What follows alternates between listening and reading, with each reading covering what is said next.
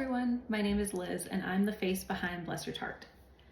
For the past few years, something that I've really wanted to do in my business has been to teach cookie classes.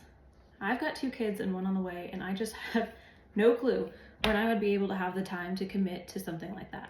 And as much as that bums me out, it's forcing me to get comfortable with being uncomfortable on video, and I'm gonna make some how-to videos.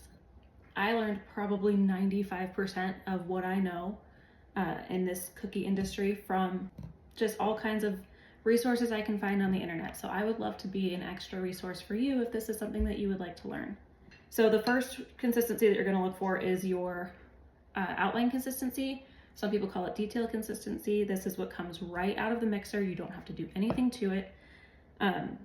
You're looking for, if you kind of hit it with the spoon, you see that little peak right there? It looks like a soft serve cone from Dairy Queen. This is probably a better way to show you. Like that.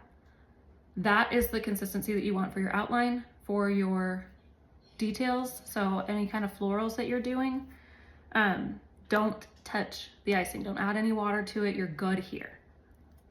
The next icing that I would use, I call it just like a medium consistency. I haven't seen another word for it. You add a little bit of water, not too much. You can always add more water. Okay, what you're looking for here with the second consistency is a icing that will settle back into itself with a little bit of help. If you kind of wiggle it into itself, it'll settle back down seamlessly, but we don't want this one to do it by itself because then it's too runny and you're not gonna get that perfect puff. And that's what I use for puffy letters, puffy numbers, any kind of bigger elements to the cookie that we definitely don't want to crater. We want that nice, pretty, shiny puff on it. This is the consistency I use for that. I've got another bowl mixed up already over here of flood consistency. Some people will call that a 10-second icing too. There is really, whatever you want to call it works.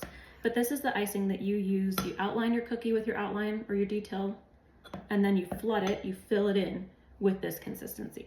What you're looking for is for it to settle back into itself perfectly without you having to touch it. This is the flood consistency that I'm talking about. So you're gonna go, see that path right here?